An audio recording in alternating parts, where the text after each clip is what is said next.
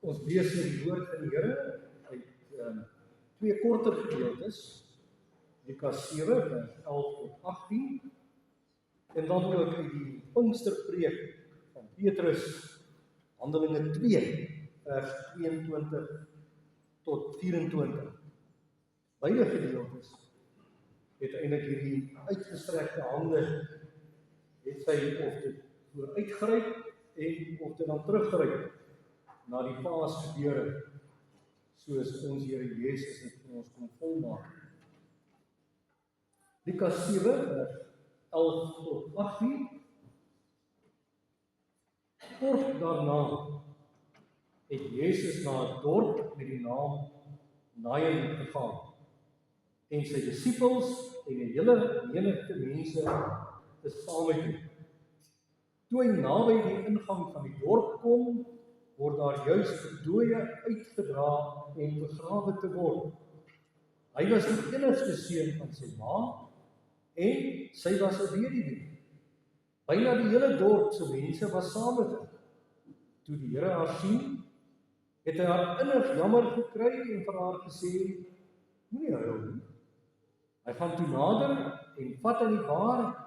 Die draers gaan staan toe en hy sê, jong man, ek sê vir jou, staan op.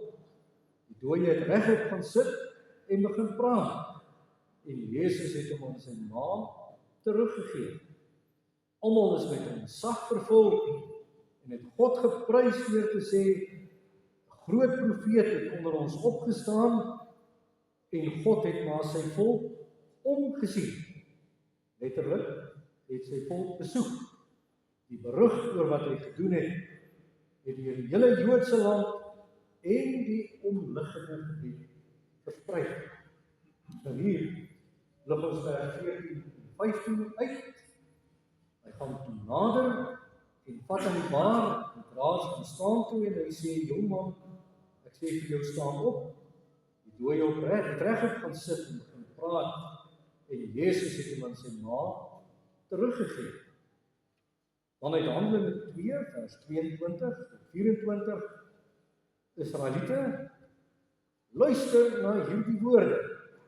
Onthou nou, Lukas dan ook weer eens die skrywer. Luister na hierdie woorde. God het Jesus van Nasaret aan julle bekend gestel, letterlik in die openbaar bekend gemaak deur die kragtige dade, die wonders en die tekens wat God hom by julle laat doen het. Daarvan weet julle self. God het besluit en het vooruit bepaal om hom aan julle uit te lewer en julle het hom deur heidene aan die kruis laat spyker en hom doodgemaak.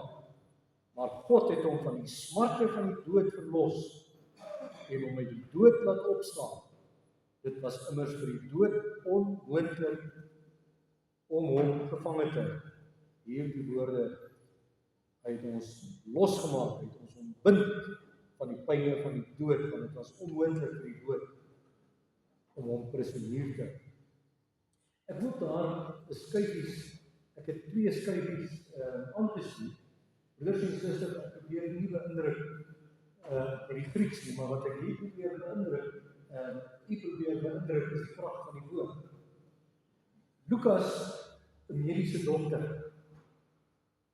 'n mediese dokter, ook die geroepe evangelis. En as 'n dokter die evangelie beskryf, dan gaan sy evangelie van mediese terme hemel. En hier is net 'n bewys, enkele voorbeelde, waar hy praat net oor die betekenis. 'n Groot koors, as die kontras met 'n ligte koors. Die leprose, laaste, dan gebruik hy 'n term so uit die mediese dokter se boeke. Die bloedvloei in Lukas 8, water op die liggaam, die odeem, die dropikos, en dan gaan die gedeelte die hele evangelie aan.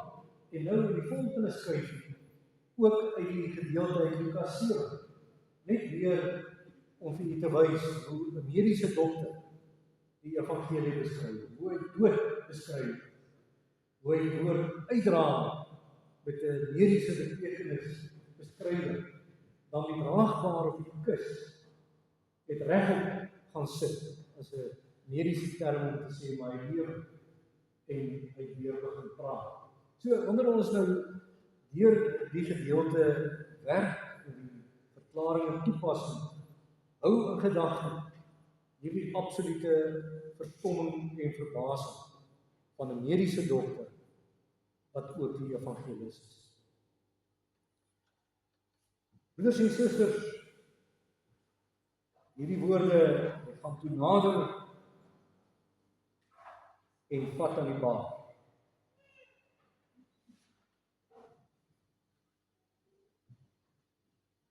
Kan u uself indink in seerkry, in die seerste trauma denkbaar? Natuurlik is daar baie dinge wat baie diep seer maak.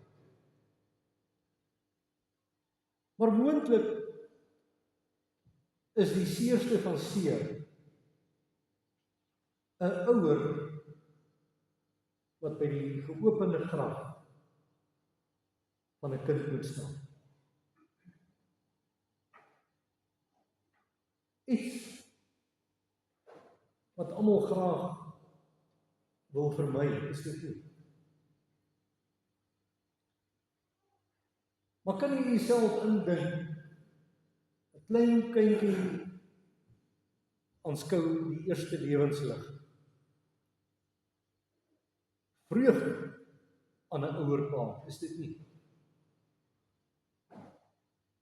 'n tipe vreugde wat jare en jare na die tyd steeds by ouers 'n baie besondere plek. Want van daardie eerste oomblikke af word 'n baie besondere band gebou.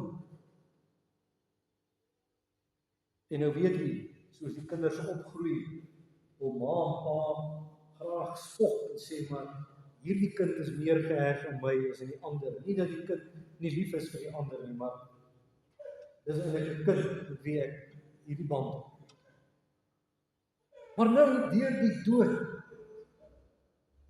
word daardie band as ware stukkend geknip.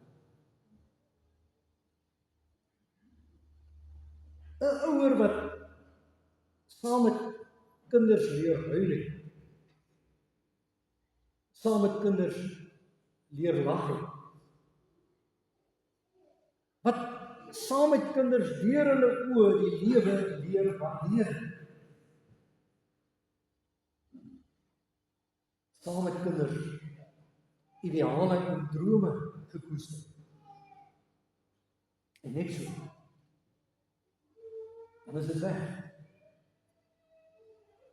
Maar kan jy jouself indink dat die kind wat ontslaan die enigste broodwinner van 'n weduwee sou wees? En nie alleen haar kind nie, maar ook 'n sinvolle, eervolle versorging en bestaan is daarmee heen. Dis intens seer, broers. En dit is presies wat Lukas 7 vir ons voor oë. Lukas 7 wat op 'n baie unieke, mens sou amper sê kragtige manier aan ons 'n begrafnisstoet voorhou. Want so begin die vertelling. Hier is 'n begrafnisstoet op pad uitnaai na daardie plek waar die liggaam weggeberg moet word. Musikante, die hele dorp se inwoners wat aangegryp is deur die smart en die seer van hierdie weduwee, en vooraan hierdie stoet, die weduwee self, met geskeurde klere en as,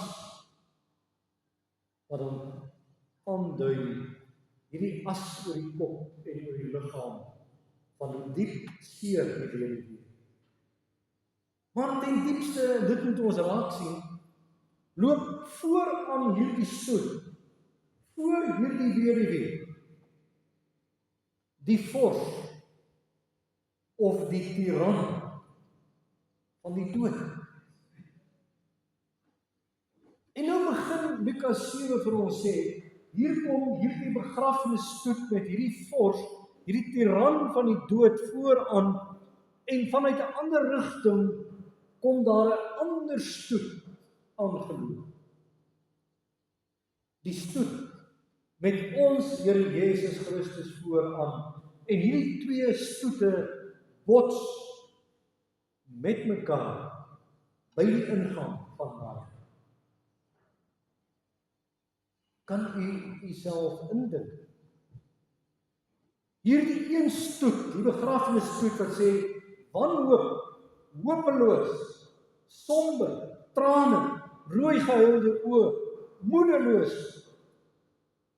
En hierdie ander stoet met die koning van lewe, die koning van hoop, hier in 'n konfrontasie met mekaar. En die oomblik wanneer Lukas dit snap, dan verander sy terminologie, verander sy woordeskat. Vir 6 hoofstukke probeer Lukas aantoon dat Jesus die verlosser van die wêreld is, wat hy inderdaad is.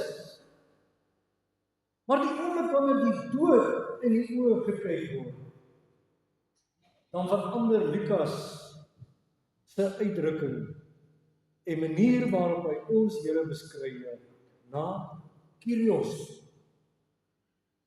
So amper asof Lukas vir ons wil sê, nou is dit die verlosser, maar die verlosser as die baas van die dood, as die eienaar, as die gesagdraer, wat hier in botsing kom met die stoet van die dood. Die dood loop sy rieme styf. Die dood ontmoet sy baas, sy eienaar. Ongelooflik, my broeder en suster. Toe, helaas was dit nie 'n toevallige ontmoeting. Dit was nie toevallig dat Jesus op daardie tydstip daar aankom nie, so moes dit wees. En wat gebeur hier? Wat gebeur by dit moes so wees? Hier gebeur een van die mees aangrypende dinge op 'n besondere tydstip. Die voorafgaande gedeelte handel oor die genesing van 'n slaaf van 'n Romeinse offisier. Met ander woorde, 'n in transito, 'n afstandwonder van 'n slaaf wat genees word. Met 'n Romeinse offisier wat met hierdie eerbied vervul is. Maar daardie wonderwerk van genesing in 'n private huis. Maar hier by Nain weer 'n wonderwerk. Maar hierdie keer 'n wonderwerk van iemand wat uit die dood opstaan voor die oë van 'n hele dorp se inwoners, sodat hierdie berig hieroor soos 'n veldbrand in hierdie omliggende gebied versprei. Kom ons druk dit anders uit.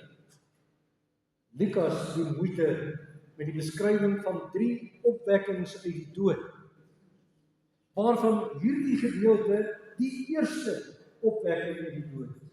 Maar hoor nou, hier in Lukas 7 wat ons nou gelees het, 'n opwekking van 'n dooie wat reeds op die doodsdraagbaar was. So beskryf Lukas dan ook die opwekking van die dogtertjie van Jairus op haar siekbed. Sien nie? Draagbaar, siekbed. En dan beskryf Lukas ook die opwekking van ons Here Jesus se aardse vriend, wat reeds in die graf is. Draagbaar, siekbed, die donkerte en die grou van 'n graf. Maar wat doen Lukas? Of dit 'n bed, 'n draagbaan, of die donkerte van 'n graf is. Die Here is beheer van dit alles. Hy maak mense se donkerste dag die mees vreugdevolle dag. Ons Here maak dit wat wanhopig en hopeloos is, iets wat gevul is met tinteling, nuwe vreugde en 'n nuwe hoop. En nou, broeder en suster, hoe doen hy dit? Dit is die aangrypende in Lukas 7. Hy doen dit deur allereers by mense te kom stil staan. Hy kyk nie allereers op die horlosie en sê, hierdie begrafnis is nou baie ongeleë, ek het 'n klomp dinge om te doen. Het ek nie maar net ergens 'n besoekkaartjie wat ek net vir hierdie vrou kan gee, dat ek net hier kan wegkom. Ek sal wel op eerbied gaan staan, en is immers iemand wat ontslaap het. Nee, ons Here Jesus gaan staan stil. En wat hy doen, is dat hy die orde van daardie begrafnis omverwerp. Deurdat hy hom inmeng. Hy meng hom in by daardie begrafnis. Deur nie alleen met die weduwee te praat, maar deur ook hierdie wonderwerk te kom vind. Sien nie? Hy kom naby hierdie inwoners van Nain. Ek het moontlik al talle kere te maak gehad met bedroefde mense. En dan wil ons eintlik onttrek, want ons het nie woorde nie. Miskien het jy dit ook al beleef, en wil so graag troos, maar die woorde kom nie oor my lippe nie, dit draai vas in. Maar wat doen ons Here Jesus? Nog voordat hy praat, doen hy eers hierdie twee dinge van stil staan en naby kom aan hierdie lewe. Hoor jy? Hoor jy daardie goue draad van die Ou Testament? Psalm 34, Jesaja 57 wat ons net nou gelees het. Hy is naby aan die gebrokenes van hart. Hy is naby aan mense in hulle smart. Want dit is immers hoe die Kersgebeure aangekondig word. Met Immanuel. God by ons, God naby aan ons, God so naby aan ons, dat hy nader aan my is my asemhaling, nader aan my as hierdie kledingstuk aan my liggaam. Hy kom naby aan mense, wanneer hy in hulle lewens ingryp, en wanneer hy met hulle werk.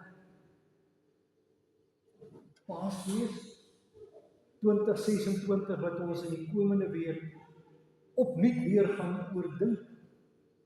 Wat sê Paasfees? Wat sê Goeie Vrydag en Opstanding Sondag? Kyk, hoe naby het die Here aan jou gekom. So naby aan jou, dat hy in jou lewe kom werk het. Deurdat hy nuwe lewe gegee het. En deurdat hy hom met jou dood en jou ewige wel en wee kon bemoei het.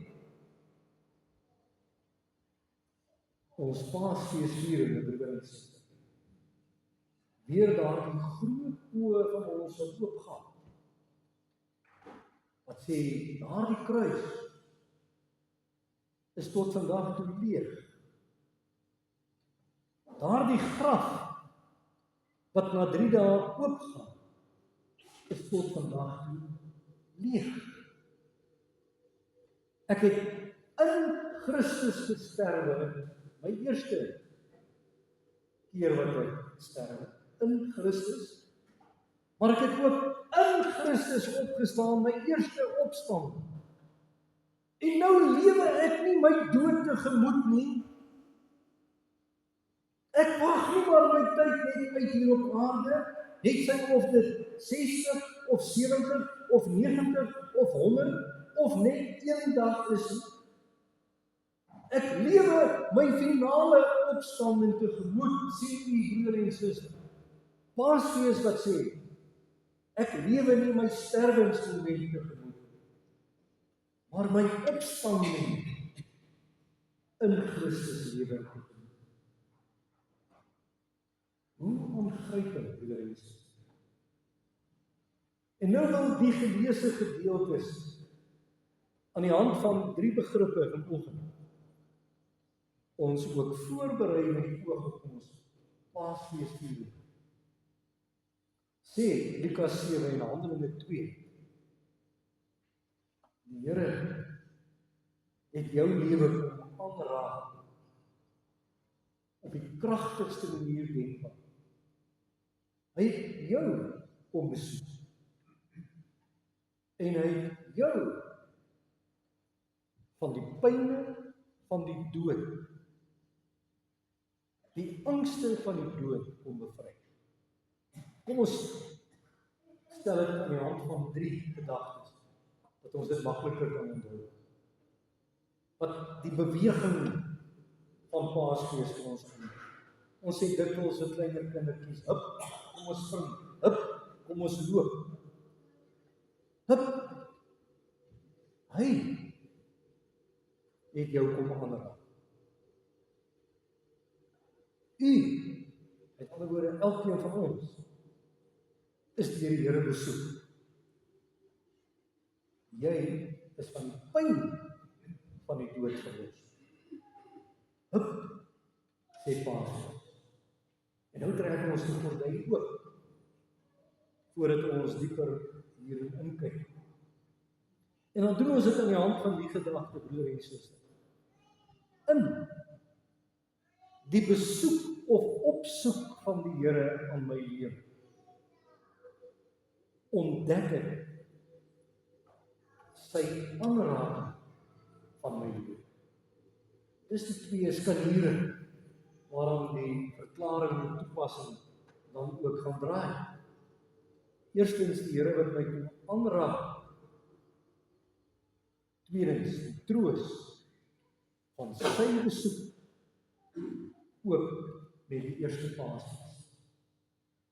Nou broeder en suster, 'n begrafnis in die antieke wêreld was nie maar 'n private aangeleentheid. Die mense het baie intens met mekaar saam gewoon, intens met mekaar saam geleef, veral wanneer iets soos wat in Lukas 7 homself afspeel, 'n weduwee eers haar man moes afgee, en dan nog 'n seun gehad het wat as broodwinner kan optree, en dan ewe skielik ontval hierdie seun die weduwee, en sy word verarm as een van die randfigure in die samelewing agtergelaat. Met 'n wêreld wat heen en weer by haar verbygaan, haar smart word nie raak gesien, en die weduwee wat later maar op almoses aangewese is. 'n ingrypende gebeurtenis ook vir 'n dorp. En nou kan ons onsself indink dat die inwoners van Nain ook in hulle stilligheid kon gedink het, die arme vrou. Die lewe het haar nou hard geslaan. Watter stampe en stote met die arme weduwee nog in haar lewe beleef? Sien jy, het daardie uitsigloosheid om te sien verby vir hierdie vrou. Weeg hierdie begrafnis toe voor, totdat hierdie stoet trompel bots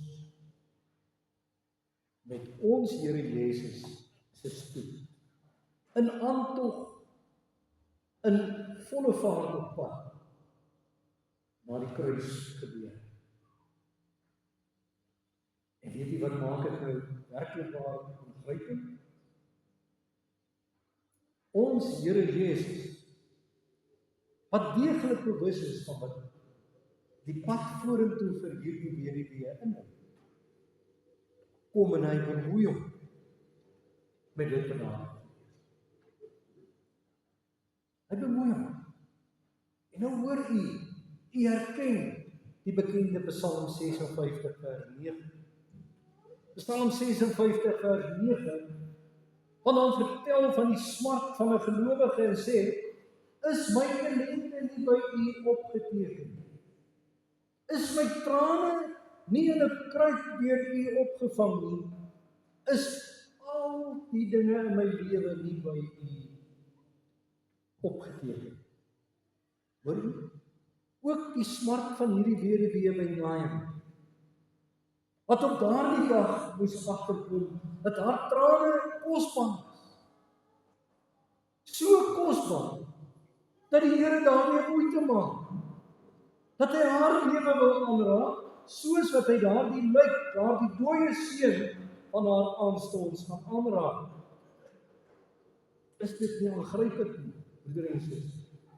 Elkeen van ons wat huil, elkeen van ons wat bedroef is oor dinge in ons lewens, oor geliefdes wat in die Here ontslaap, dat dit elke traan so kosbaar is, dat dit in 'n kruik, figuurlik gesproke, nee, in die Here se gedagtes, in sy manier van onthou, opgevang word, want elke traan is 'n vooruitgryp. Elke traan is 'n profeet of 'n profetes van die groot dinge wat die Here tot stand bring deur trane heen.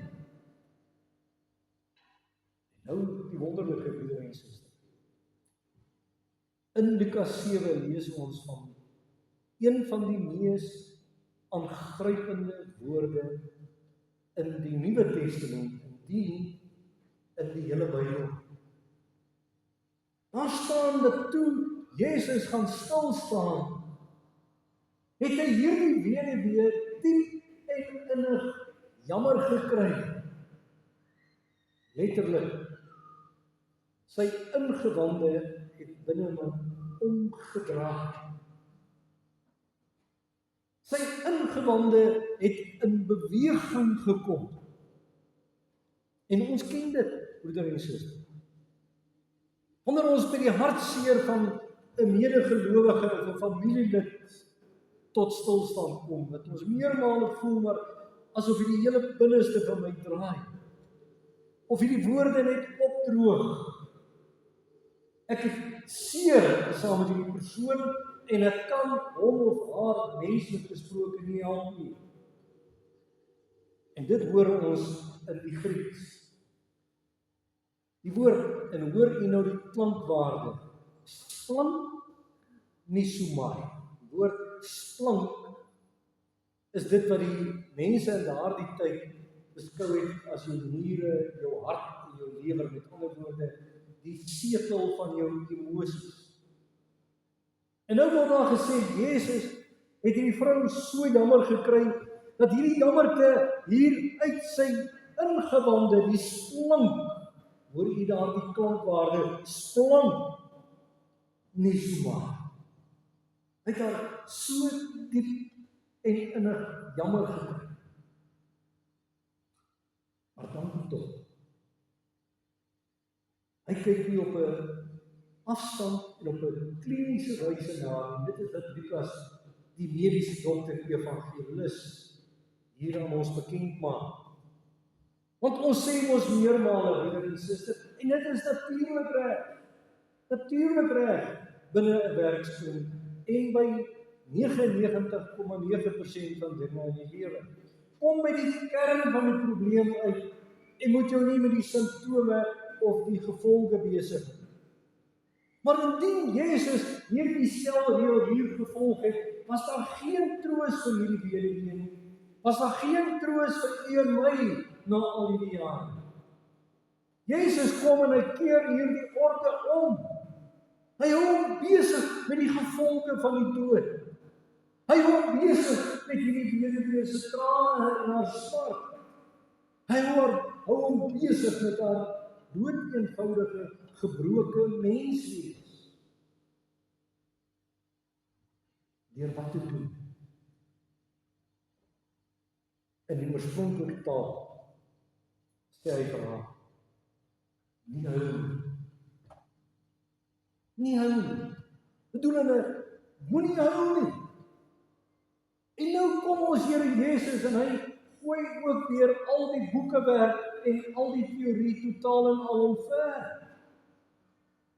Want in die pastoraat, in die berading van mense, sê ons meermaal huil, want trane is helende riviere.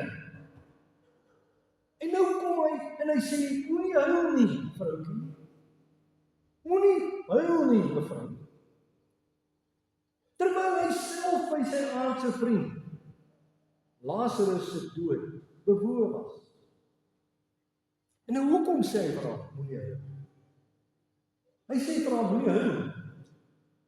Omdat hy wil hê, sy moet raak sien, sy moet erken, dat die koning, die baas, die gesag dra oor lewe en dood hier voor haar staan. Hy wil hê dat sy nie in haar smart vasgevang moet word, sodat sy nie die grootsheid van wat nou gaan gebeur, nie gaan raak sien. Daarom sê hy, moenie huil nie, want hier is hy. En wat doen hy dan? Hy doen die ongehoorde. Hy steek sy hand uit en hy vat aan 'n lijk, hy vat aan 'n dooie. En nie alleen verbreek hy al daardie reinigingswette, maar hy praat boonop met 'n dooie mens. Mense wat ons dink, maar hier is iets nie lekker. Hy praat met 'n dooie. Hoor u vir Jesaja? Hoor u hoe dat daardie oomblik en daardie dag, daardie moment moes aanbreek? Jesaja 52, wat ook na die kruisiging en die lyding van ons Here Jesus verwys. Tog het hy ons siekte en ons onreinheid op hom geneem. Maar hoe doen hy dit? Hy neem ons onreinheid op hom, deur self 'n onreine te word. Van die oomblik toe hy na die liggaam raak, toe was hy onrein in die oë van die Joodse wette. Maar hy gril nie. Hy gaan staan nie op aandag by Joodse wette. Hy kom om ons onreinheid op hom te kom neem. Anders sou daar nooit reinheid en genesing vir ons gewees het. En hy doen dit hier op 'n gesagvolle wyse te sê, jongman, ek sê vir jou, staan op. En die oomblik toe daardie woorde weer klink, kom hierdie evangelis, mediese dokter, en hy sê, hierdie dooie het regop gaan sit. Kan jy jouself indink? Uit daardie lêende vertikale posisie, horisontale posisie word, dan sit hy reg van die horisontale hier na die vertikale. En hy begin praat. Hy wat dood gesertifiseer was, word nou lewend gesertifiseer, want hy praat. En weer die aangryping. Wat doen Jesus as hy stil staan en hierdie vrou en hierdie seun se lewe aanraak? Hy gee hierdie seun terug aan sy ma. Eintlik stel ek dit verkeerd. Hy gee hierdie seun 'n tweede keer terug aan sy ma. Want sy het hom die eerste keer uit die moederskoot ontvang, maar hierdie keer uit die skoot van dood gee hy hierdie seun terug aan. Jou donkerste oomblik, mevrou. Die mees wonderlike oomblik in jou lewe. Daar is hoop, ook met die oog op die toekoms. En een ek, broeder en suster, een ek word deur hierdie woorde van ons Here Jesus ook vir 'n oomblik tot stilstand gedwing hier op die drempel van Paasfees 2026. Want Jezus verrig hierdie wonder om te sê, maar kyk wat het ek vir jou kom doen. Ek het tot uiterstes toe oorgegaan om by jou lewe te kom stilstaan. Ek het tot uiterstes toe oorgegaan om nie vir jou sonde te gril nie. Ek het tot uiterstes toe oorgegaan om jou weer terug te bring in die Vaderhuis. Deur as 'n vervloekte aan die kruis te kom hang, deur tot in die dood toe jou lewe op 'n kragtige, uiters kragtige wyse te kom aanraak. Want as ek nie by die dood begin het, en daardie mag, daardie boeie van die dood kom afkap het, was jy op grond van die wete dat jy 'n sondige mens is, altyd onderworpe gewees aan hierdie stoet van dood en doodsheid en moedeloosheid en wanhoop. Maar ek kon verander jou plek deur jou eie stoet van die dood te kom haal en jou deel te maak van die stoet van die lewe. Broeder en suster, dink jouself in, u was daardie dag jou oë getuig. Wat sou ons reaksie gewees? Nou sien Lukas, al daardie inwoners van Nain, wat eintlik daardie dag gevoel het, die naam van Nain is nie toepaslik nie, aangenaam pas nie, dit moet eintlik akelig wees. Hulle word met ontzag vervul, en hierdie eerbied en respek en ontzag gee daartoe aanleiding dat hulle die naam van die Here prys. En nou kan hulle nie stil bly nie, waar die hart van vol is met die mond van oor, en hulle getuig teenoor al die mense in die omgewing. 'n Groot profeet het onder ons opgestaan.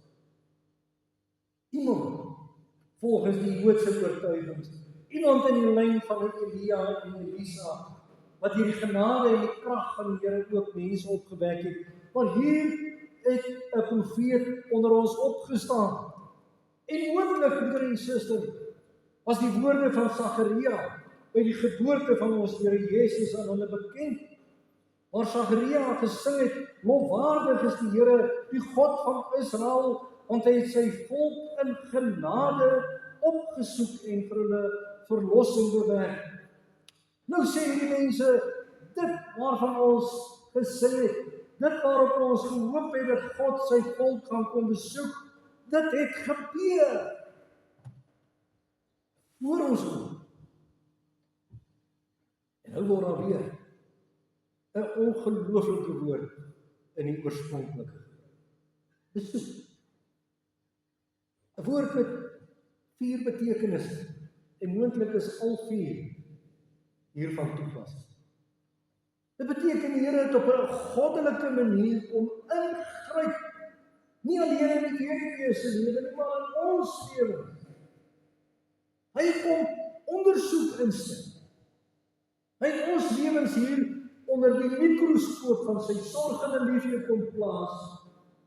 En in die derde plek, hy kom sorg dra vir ons lewens, wat vir eeue lank hier in die stoet van die dood moes loop. Met ander woorde, die laaste betekenis, hy die gang van die geskiedenis totaal en al kom verander. Hoor die broeder en suster, onder ons goeie Vrydag en Paasfees vier, die Here het u en my lewe radikaal kom verander deur stil te staan en my lewe aan te raak en my te besoek. En oordink in hierdie week, broeder en suster, die betekenis van hierdie gedeelte. Daar is 2 stoete wat deur die lewe beweeg vandag. Die stoet van uitsigloosheid van hulle wat nie in ons Here Jesus glo.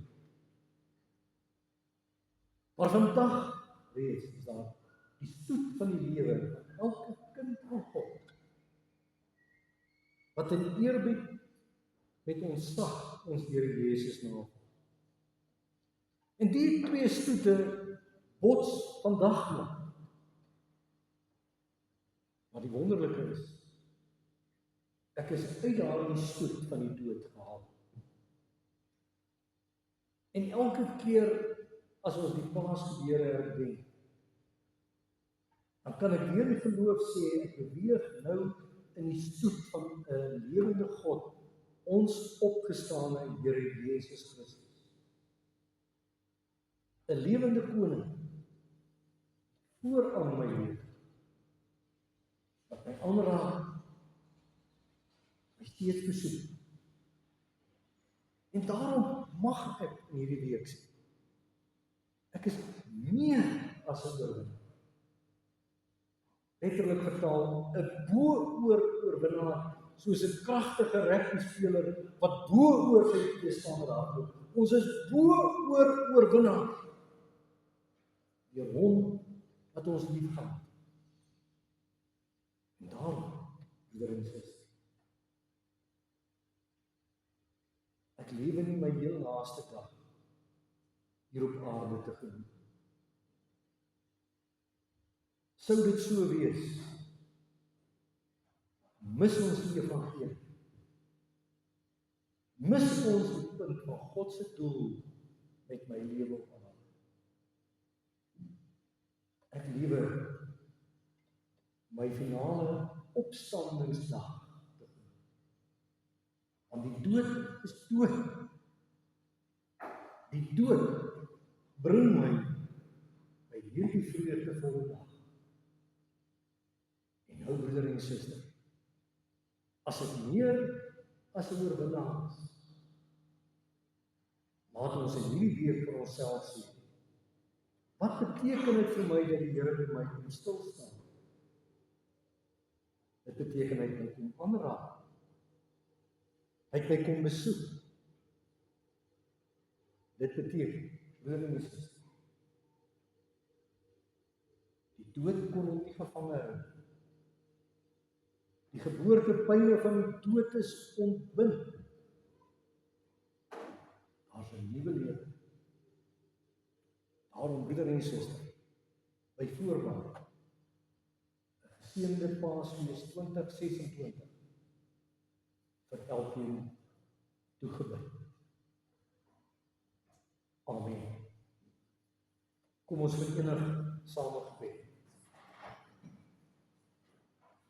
Ons Vader wat in die hemel is, ons dank U vir die wonderlike wete dat U woord ons ook opnuut weer kom vertroos. Met U wat ons saglik moeite maak met ons. Deur stil te staan, deur die moeite te doen van aanraking deur U woord en U Gees, wat ook in hierdie tyd opnuut weer die Paasboodskap in ons harte sal verinnig. En dat U op hierdie manier besoek by ons kom aflê. Ons dank U dat ons dit alles kan oordink en dat dit ook die huppel in die stap is. Ons dank U vir die weet dat ons meer as oorwinnaars is, wat in 'n lewensstoet agter 'n lewende koning aanbeweeg. Ons bid dat U dit deel van ons lewens sal maak. Ons bid al die dinge van U, nie omdat ons dit verdien, maar ons bid dit in die naam van ons Here Jesus Christus alleen. Amen.